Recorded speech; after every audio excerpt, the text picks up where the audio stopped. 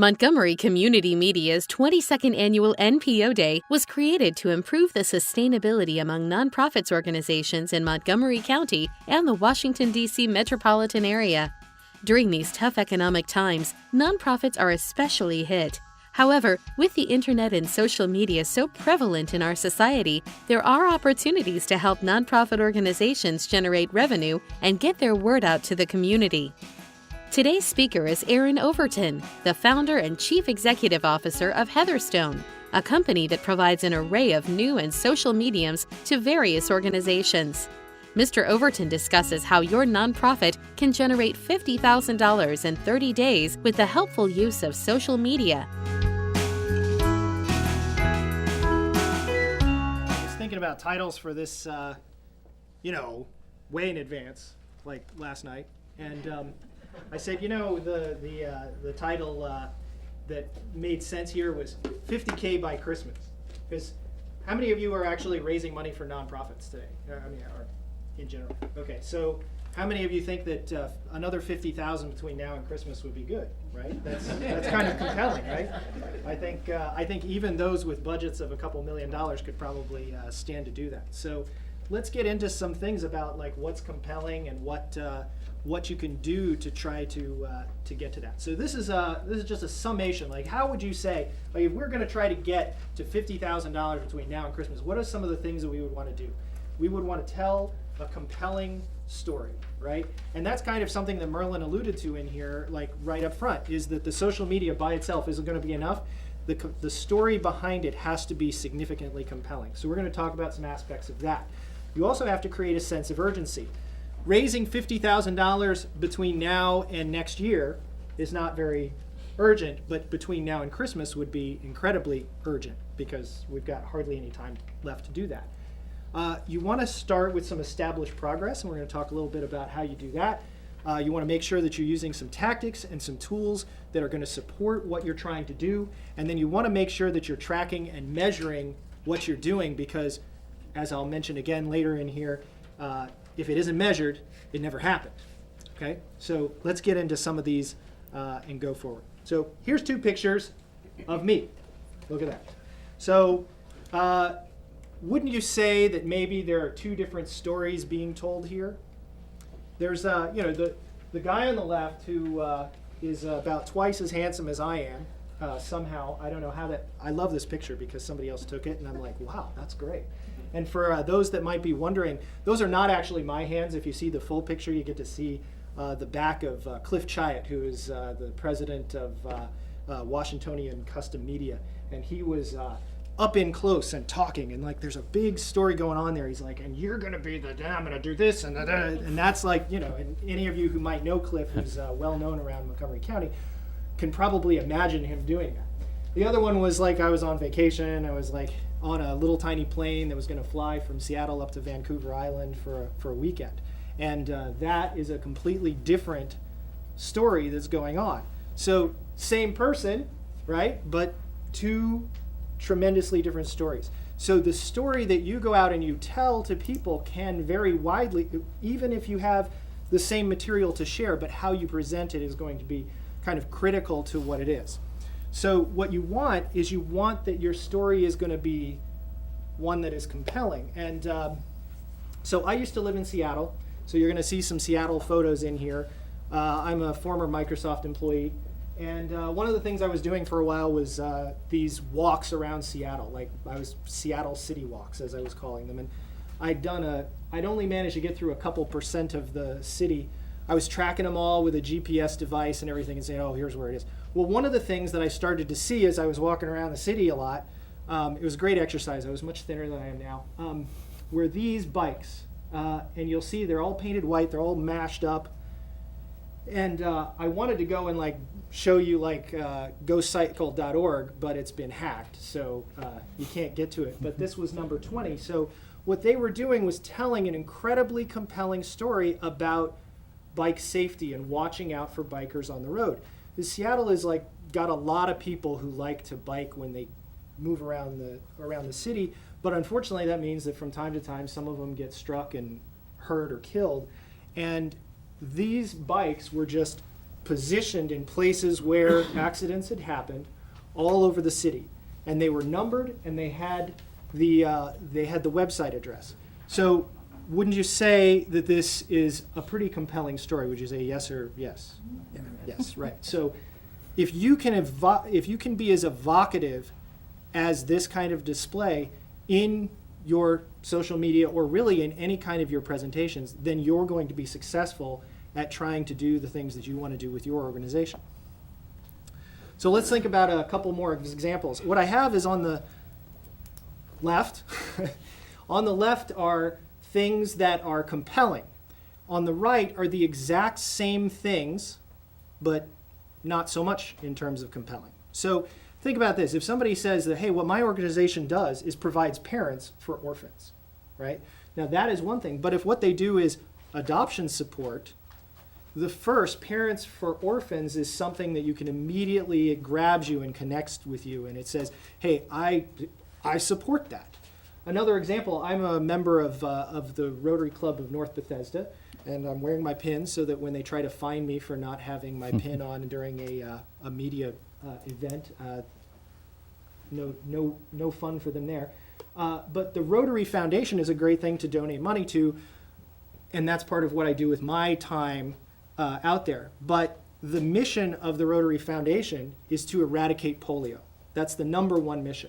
And so eradicate polio is a good example of that is something compelling. That's something we can get behind. One Rotary project was a home for battered women, but at the same time, if you said a women's crisis center, it's the same thing. It's the same kind of effort, but one is more compelling than the other. And the last one that I put on here, because something that I'd kind of like to see happen, is I want MCM to have the ability for young men who are into hip hop or rap music and like to produce that stuff, to be able to have a safe place that they can go to create their music. And maybe you don't know this, but there's actually, even here in Montgomery County, there's a significant gang problem. There's friends of mine I have a friend of mine who's on the police force who works on the gang unit. So I've heard a little bit about that. And some of the people that I know that are these young men who want to do the music, they end up through that, they get pulled into little basement studios that might have things like, drugs are going on there, gang activity is going on there. Well, 3 more musicians, 3 less gangsters would be a better way to try to generate support for the exact same endeavor that could be also just described as a community music recording center. So how many of you find the 3 more musicians, 3 less gangsters to be pretty compelling? Okay, well, you can all donate at lunch for us to make sure that happens, and I'll be happy to tell you all about that. That's wrong. It's controversial. Listen to me here, but I want to go back to the Tea Party. It's relevant. That's what the county council and the executive are supposed to do. Issues that affect you. Early voting is too expensive. We need to be focused on jobs, jobs, jobs. It's Casey Aiken and Susan Hiltemus with 21 this week. And no one covers politics like they do. Only on the Montgomery Channel, Channel 21. Take my hand and start a brand new day. And together as one we'll start to see some change. Underneath everything we are, underneath everything we do, we are all people, connected, interdependent, united. And when we reach out a hand to one, we can influence the condition of all. That's what it means to live united.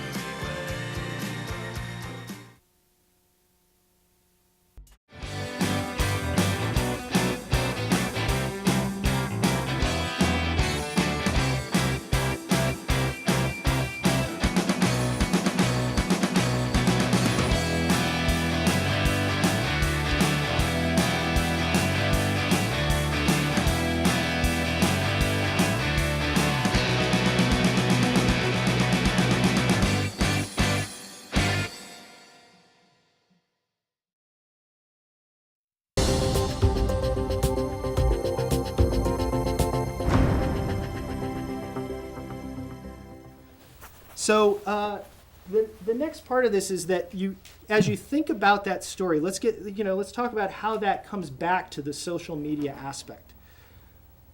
you want to make sure that you're showing your story. How many of you remember, hey, from your high school days, like, show, don't tell? You remember that? Like, you show, don't tell? Well, it still applies, all right? Too many times we go out and we say, hey, you know, this is what I'm doing, and let me just tell you about this, and this is what's happening, and expect the other person to, like, get it. Instead, you want to make sure that your messaging is really showing what's going on. And that's one of the reasons why you want to use lots of photos. Like, notice that the slide that I did before with the ghostcycle.org was really like that one picture by itself told almost everything. There was like maybe 6 words in the whole thing, or 8 words in the whole thing. So telling people your story, just like, you know, blah, blah, blah, you know, it kind of gets lost. We hear so many things. I mean, how many of you like are wearing something right now that is an advertisement for a company, right? Probably, well, actually, I'm like sitting here looking around, I'm going like, where's all the logo gear? I guess people don't wear Adidas at this place, you know. I know there's one for the Boy Scouts, and that's awesome.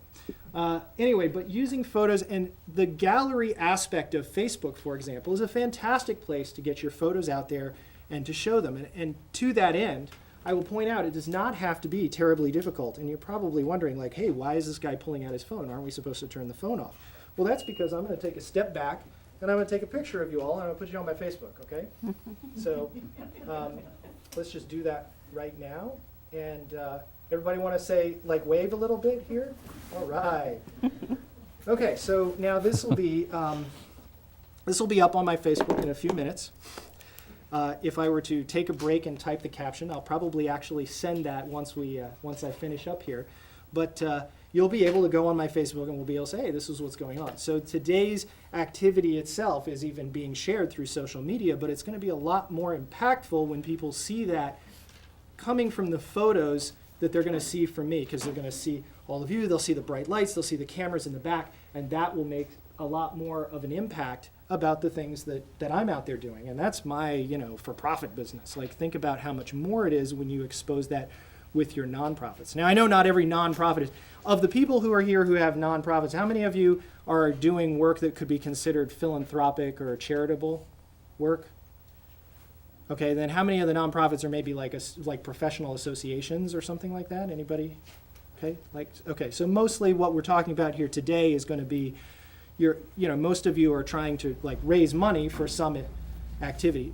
These things all apply regardless. The same thing. If you don't have a compelling story, as Merlin alluded to, if you don't have the magical product or the fantastic service that people really, really want, like, hey, how can I get that thing? Then it isn't really going to matter how many people you attract. Okay, I like to kind of like compare that concept to the idea of, let's say you saw this great big neon flashy sign and it said fine dining inside, right? And then you walk inside the place because that's really great. And then when you get in there, there's this large concrete room, not dissimilar from what we're actually sitting in right now, except without all the accoutrements, and a hot dog stand sitting in the middle of the room, right? That would be a conflict, right? The story, like, people are going to turn around and walk right back out. So you have to make sure that that story is in conjunction with the actual thing that you're delivering. So there has to be that stuff behind it, all right? And that's where the story comes in. And using the photography, getting back to this, is one of the ways that you make people like know that, hey, there's things going on here.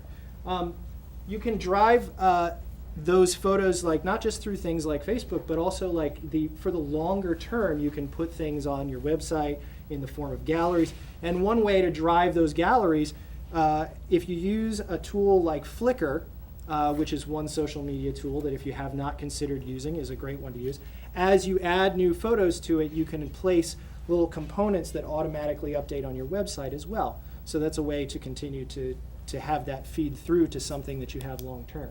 Another element of this, I don't know why I look back there because I have it right here, but you want to focus on your emotionally charged destination, okay?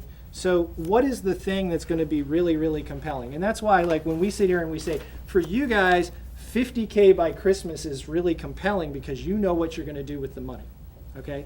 But $50K by Christmas would not be very compelling to your audience, all right? So that's where you need to come up with the with the right story. Like one of the projects that we're doing within my Rotary Club is that we have 2 young women in Kenya who have been, they're high school students, and we are providing them with scholarships to private schooling, okay?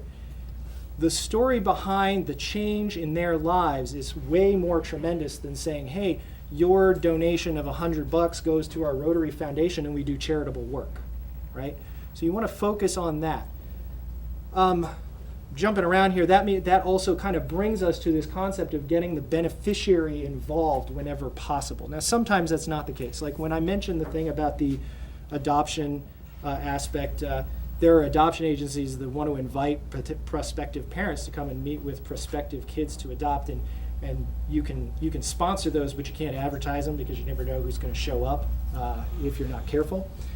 So sometimes you can't always include the beneficiary in what you're doing, but for those of you that are doing, especially the work that's philanthropic, get the beneficiary to be in front of your audience. Connect them directly. Be the conduit that brings you and them, the person they're helping and the person helped, together so that they can see what that result is.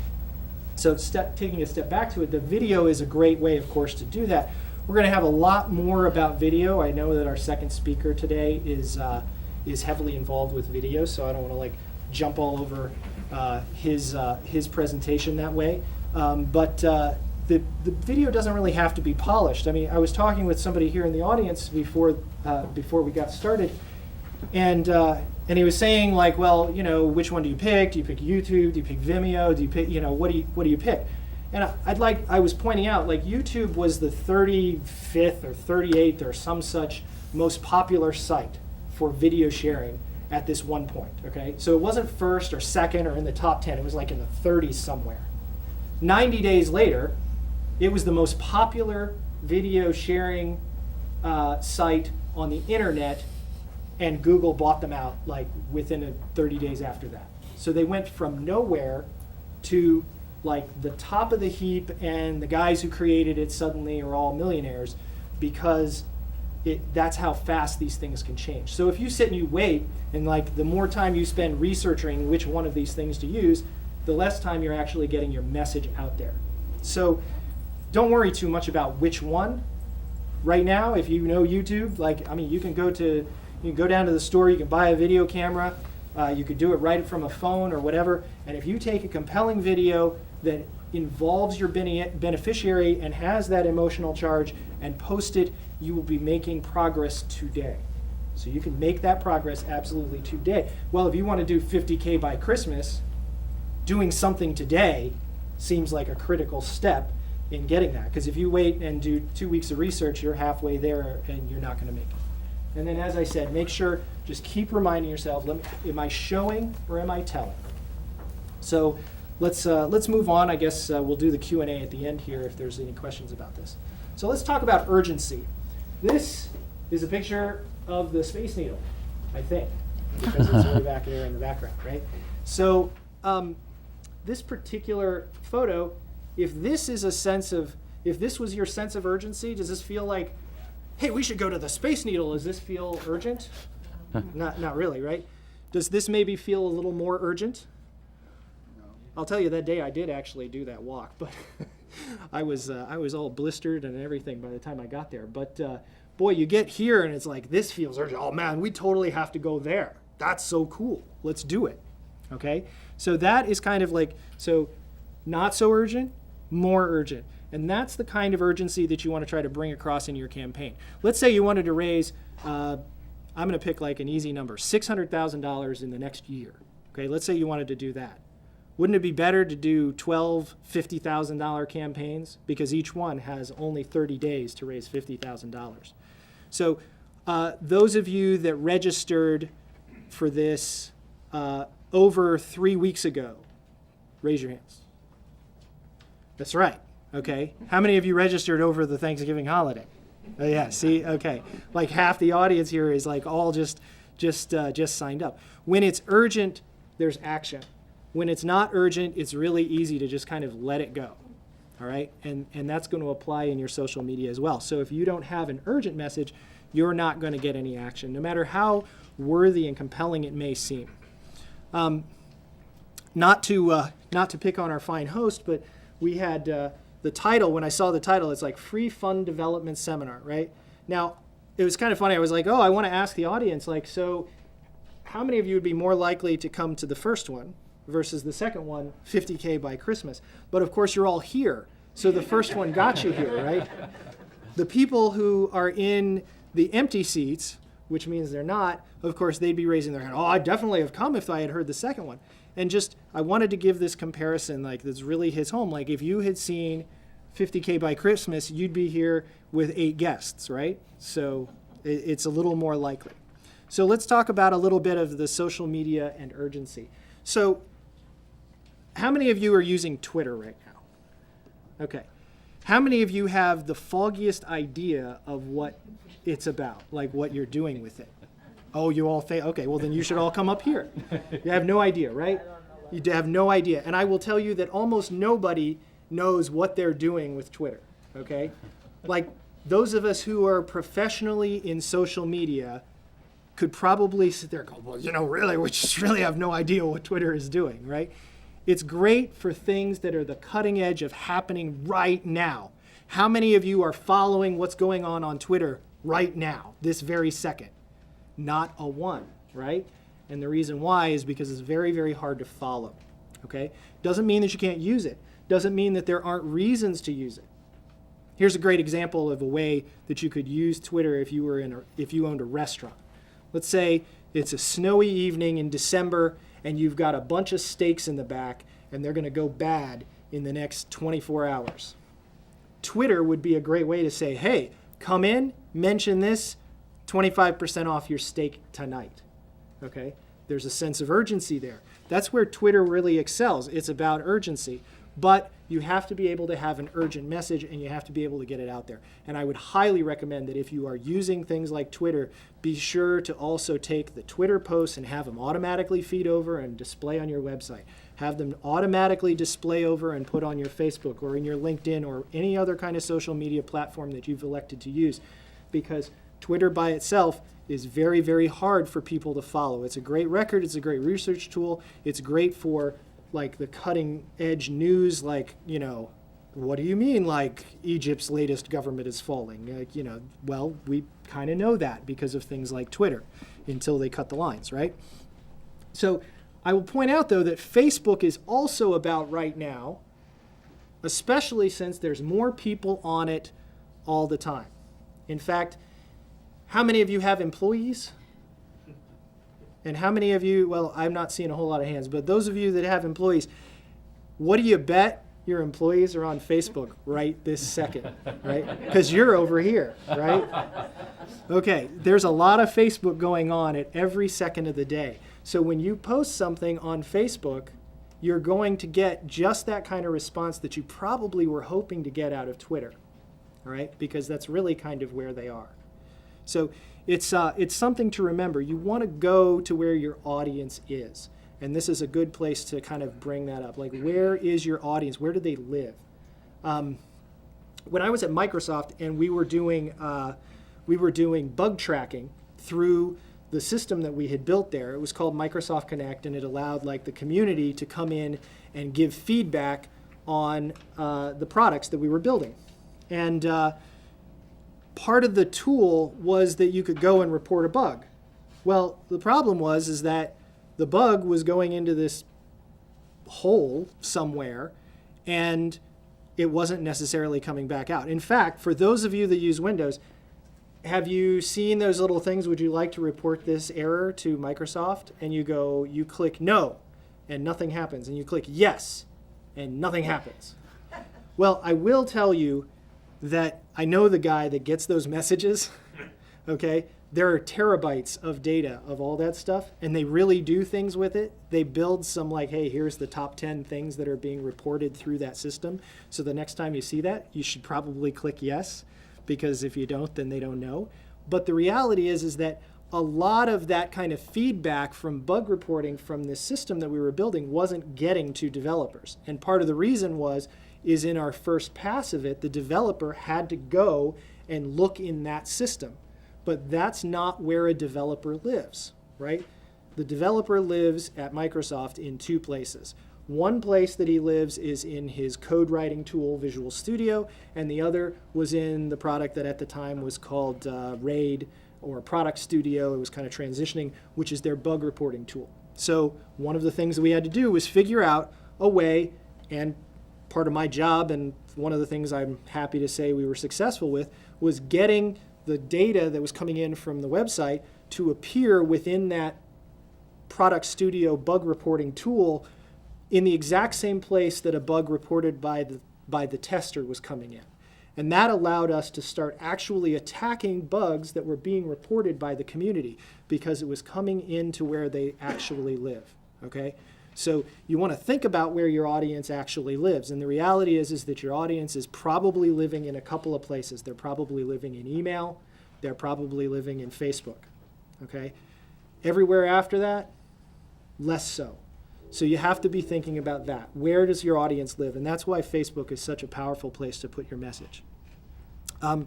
LinkedIn, in my opinion, and we're going to have that later, Jerome is going to be talking about LinkedIn a lot more, I believe, because he's like really focused on LinkedIn as a tool. So I'm just going to touch on this, and hopefully he's not going to come up here and go, that guy was totally wrong. But LinkedIn is more about a long-term relationship builder, because you connect with these people and then you try to like establish over time that connection. Facebook it's much more ephemeral. Like the thing that you talked about on Facebook today is largely gone tomorrow. Okay, the things that you talk about on LinkedIn, people are checking in their LinkedIn like, once a week when they get that LinkedIn message that says, hey, you have some updates or you have some connection requests or things like that. So it's a longer-term relationship builder. It's not good for that sense of urgency.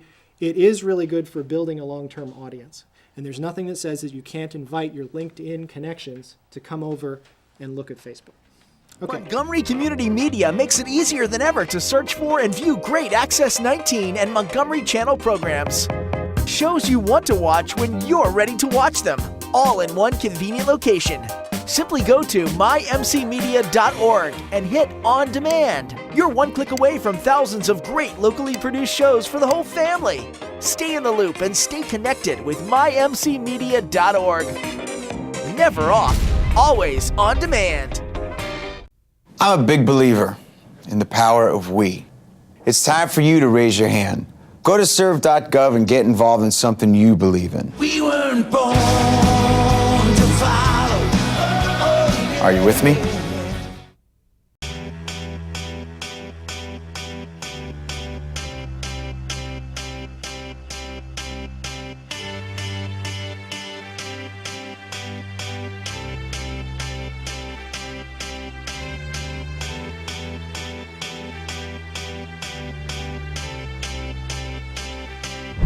I got a feeling.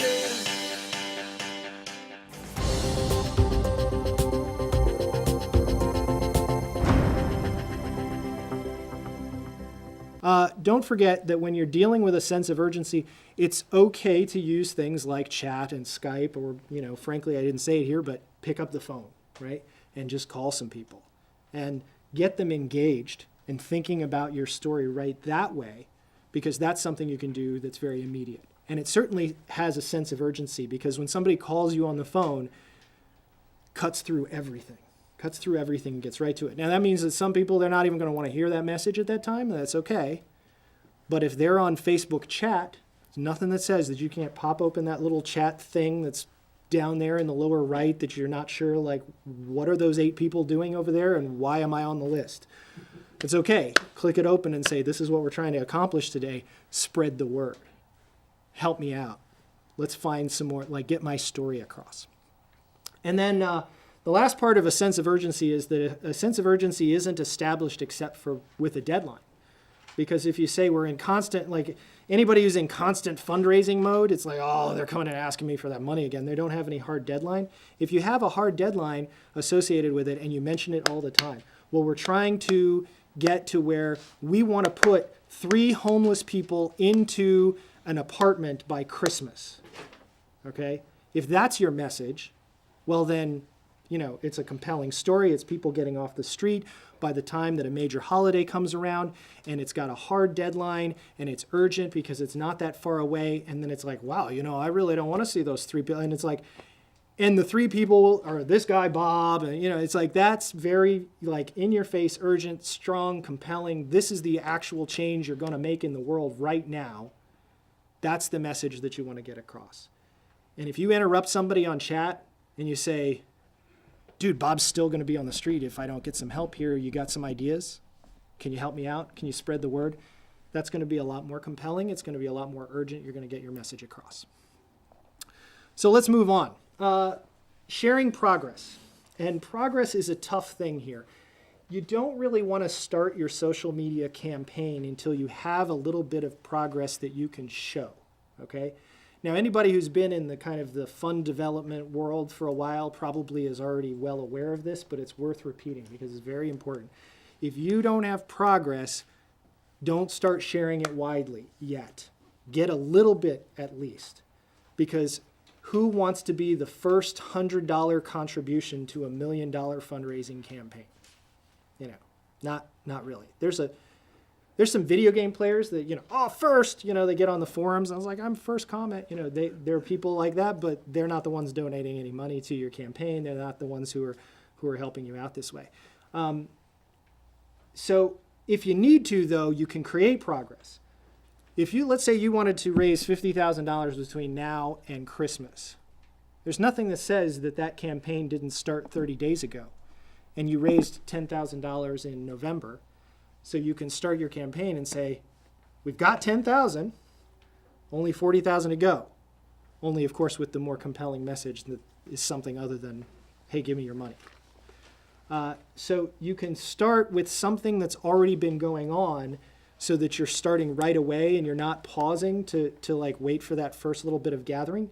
But if you have something that's completely, enormously new, then you may want to start with just the few personal phone calls to the people that are going to help out so that you can initialize that whole process right from the outset.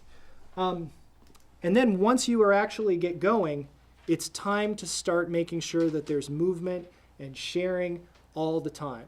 Don't let up on it. And the great part about it is that if you're doing something urgent, that's something that's like, say, 30 days or less, for 30 days, you can stay on top of it, okay? Being on top of a social media campaign for a year is really, really hard, okay?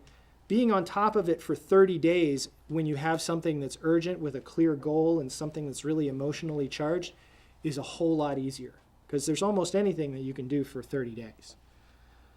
So make sure you get out there and share it. And then also if you are using tools that are that kind of ephemeral, like I was saying about Twitter and Facebook, about how they're here and then they're gone, make sure that you're posting at least daily.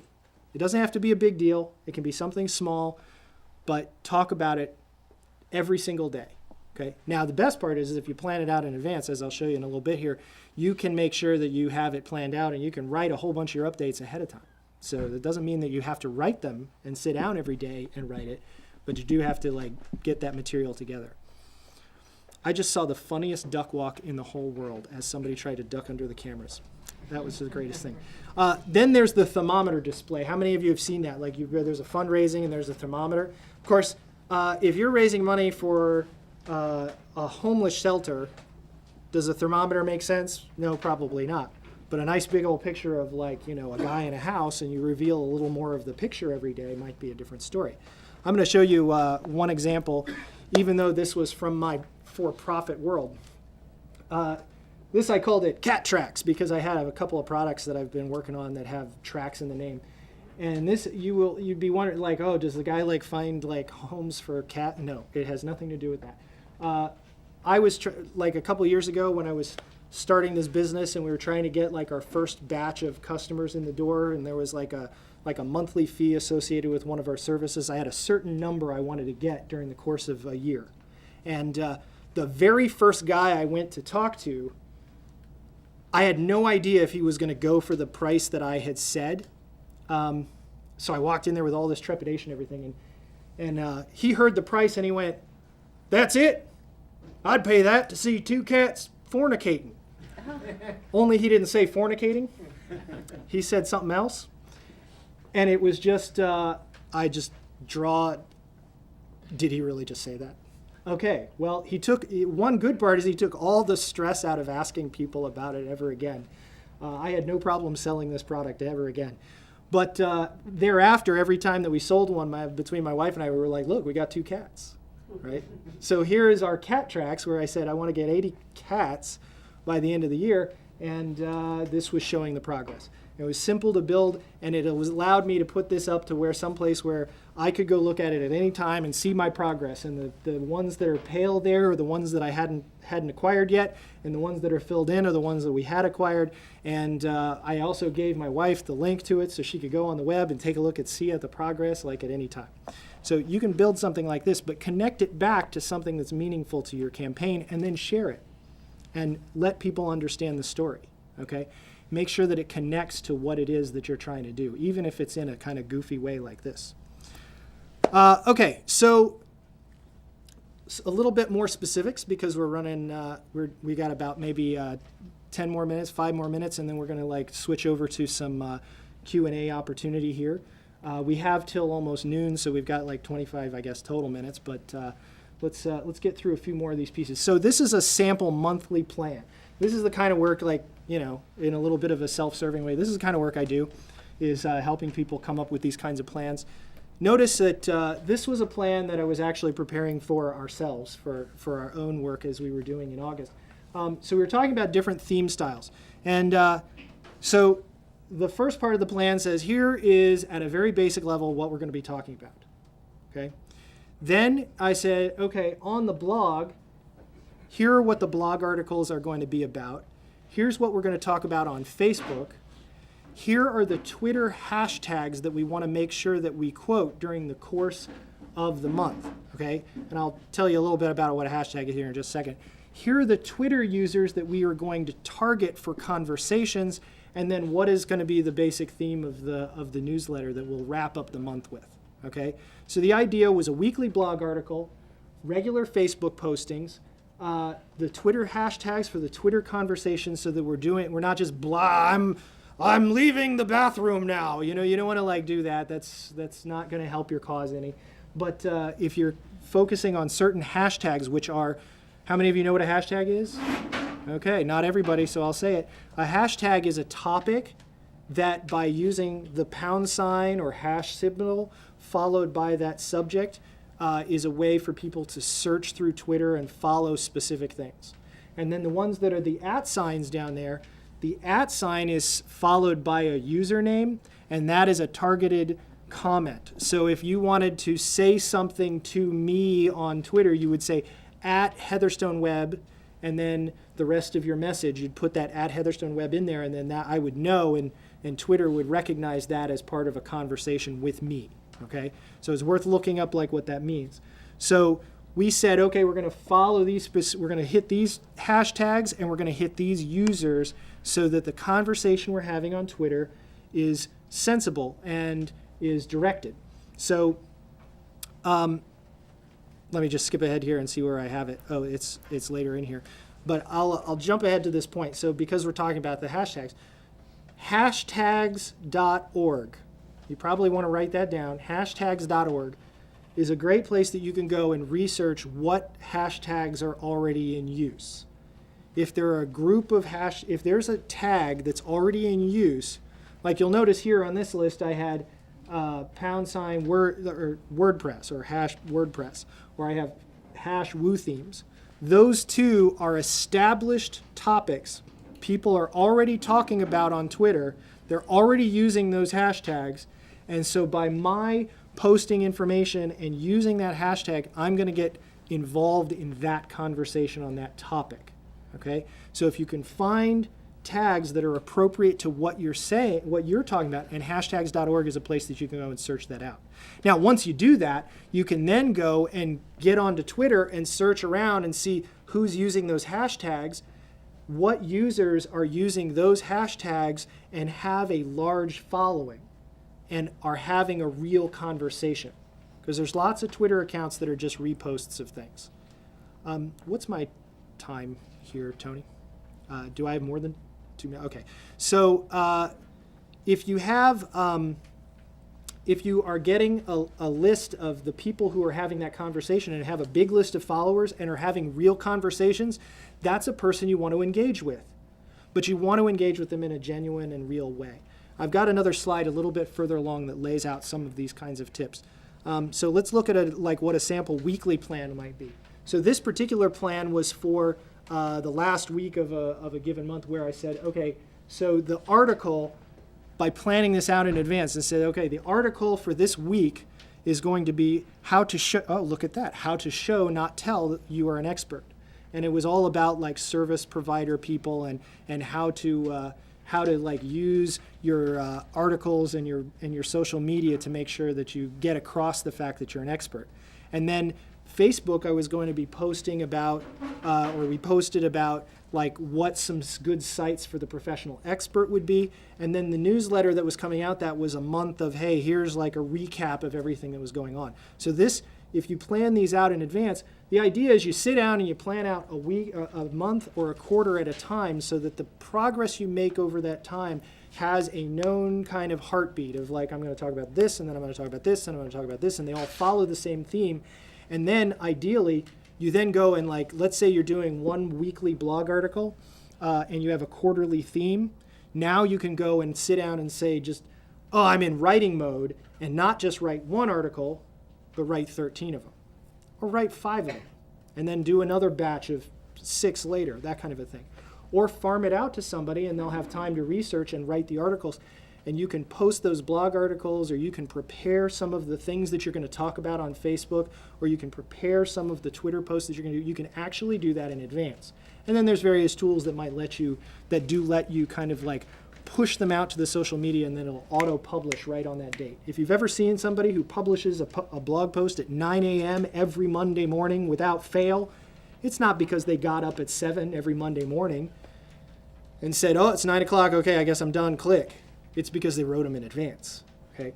I know this guy at Microsoft who runs a very successful daily blog. He puts out a new article every day. And I was at a kind of a group lunch with him. And somebody said, I noticed that every day you have a new article. How do you do that? And he's like, well, I write them in advance. And they said, well, so if you went on vacation, that means you'd still have a blog article every day. And he's like, absolutely. In fact, if I took a year off, I'd have a blog article every day. Because he had racked up over 400 articles in advance that were ready and scheduled to publish like a drumbeat every single day. Now, he's also working at Microsoft, where we have a high percentage of overachievers, and they hired me too. And that was, that's the kind of thing that you would expect out of at least some of the people who are there. But you can do this too. All right, this is another sample weekly plan. I want to skip on to some other stuff, but here's this. I'll just like briefly say, this is all. These were 3 fictional characters we created for a client, and each of those characters has a Facebook account, and each of those characters has more friends than you do, because of the techniques that we were using to make sure. And we were planning out, okay, each of those characters is going to post a blog article like this. And then here are the things that those characters are going to talk about on Facebook and everything. And I wish we were still doing this campaign. This is a lot of work to do, but it was very, very workable while we were still engaged in this particular one, because we planned it all out in advance, and then you just got to go and then it's just go plug in the stuff. Okay. Few tips. I have tips for the 3 big network groups that you're going to probably use of Facebook, Twitter, and LinkedIn. Just some things here. On Facebook, use an official fan page for your organization, because you're not actually supposed to like present your organization through a personal account.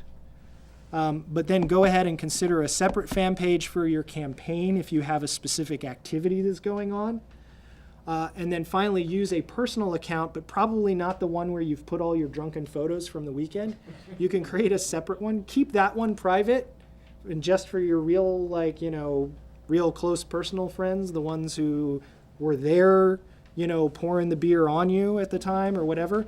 Have a second one that's kind of your professional personal account, because that's a better way to kind of grow a network. It's easier to grow a network of a friend network than it is a fan network. So you create the friend network first and then encourage them to become fans, okay? Another thing is that the way that you grow, one of the best ways to grow your friend list from a Facebook account is go to the friends of your current friends and start inviting them. And to that end, males are much more likely to accept an unknown friend request from women, okay? One of the ways that we grew that network of the 3 fictitious characters is we started with the one female character. And she went out and invited a whole bunch of guys who were obviously into the same subject matter to be her friend. And you wouldn't believe how many of them accepted just like that day.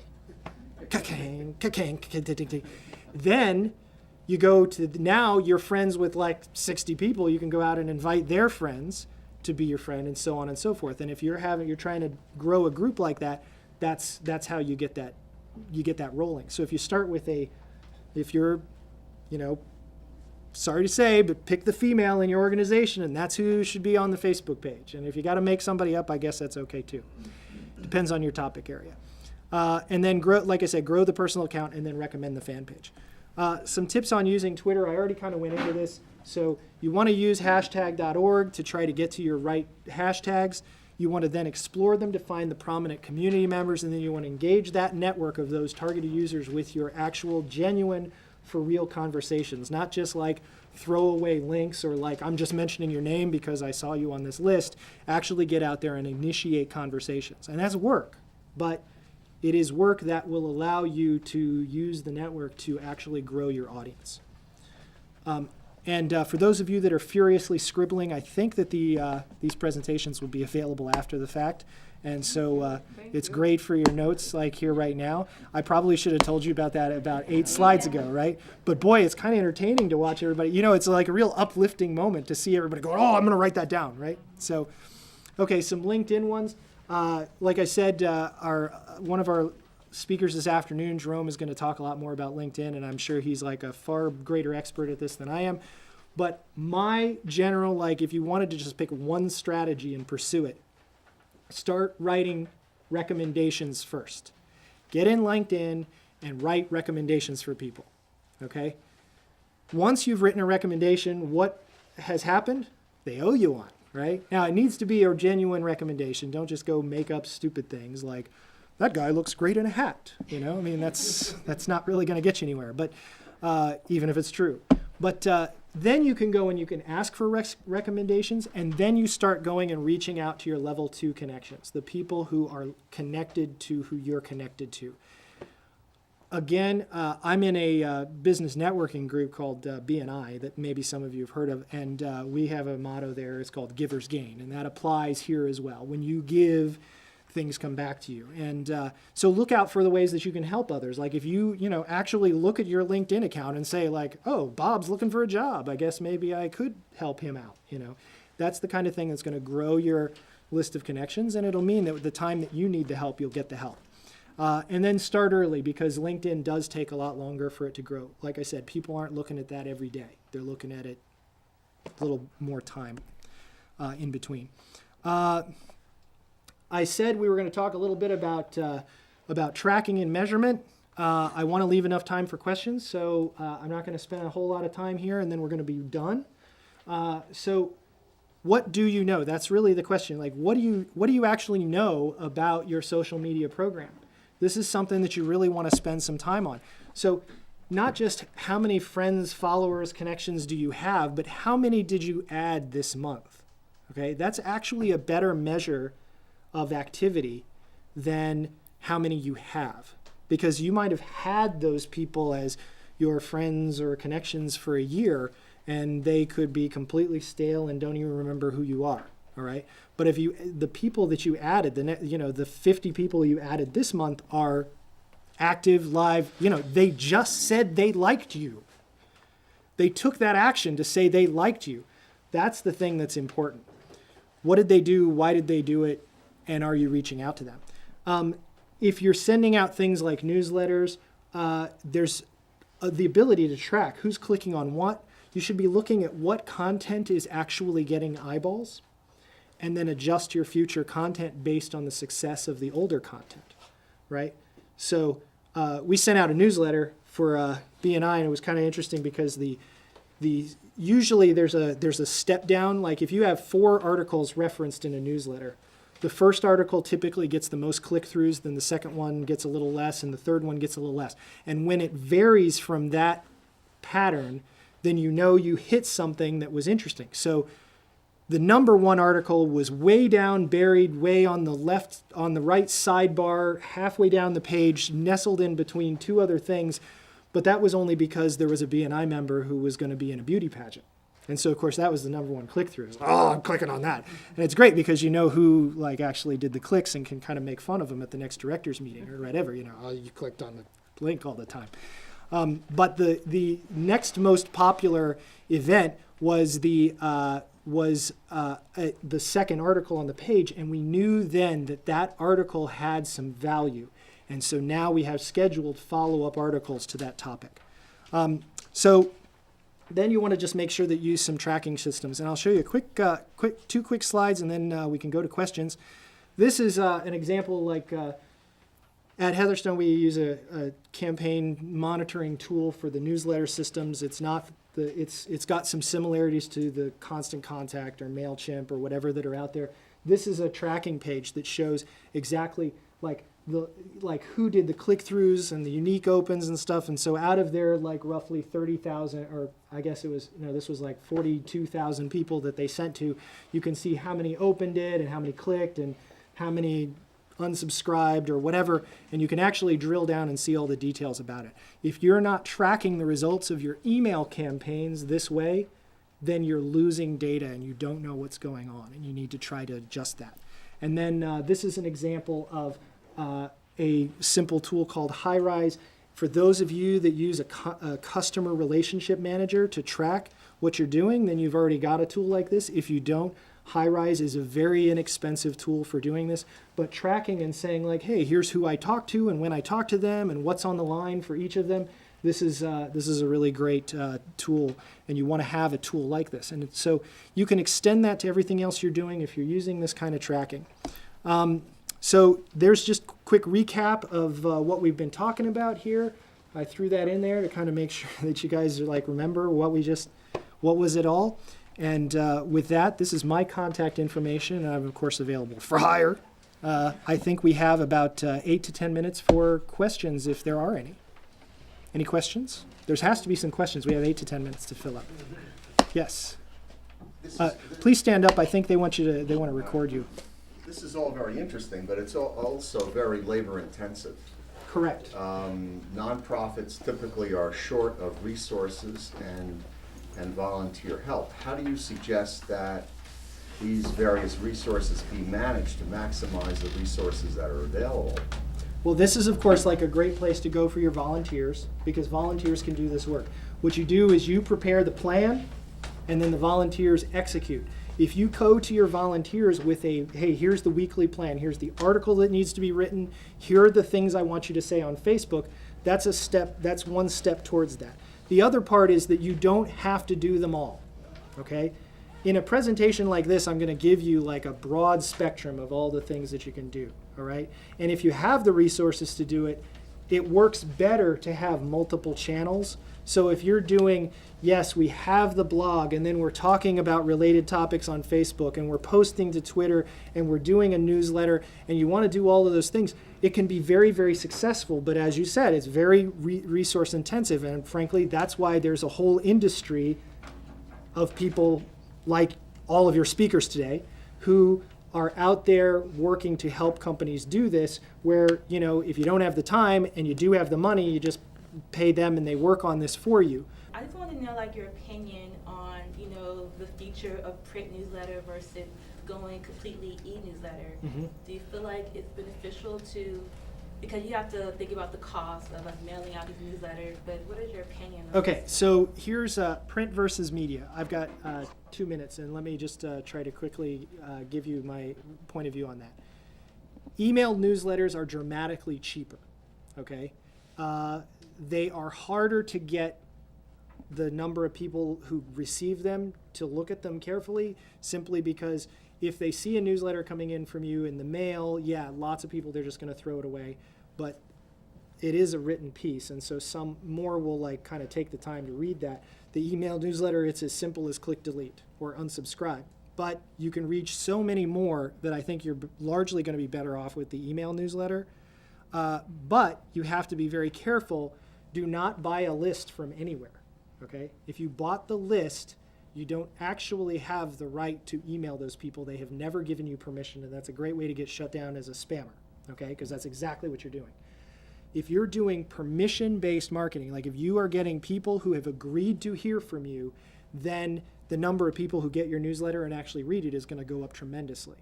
Now, the great part about a print piece is that you can send a print piece driving people to your internet version of what it is that you're trying to say. But I'm happy to talk to you more about it after. I think that we're out of time, and then so I'm going to turn this back over to our host so he can get you all back over to lunch, which is great because I'm hungry too. So thank you all so much for your time.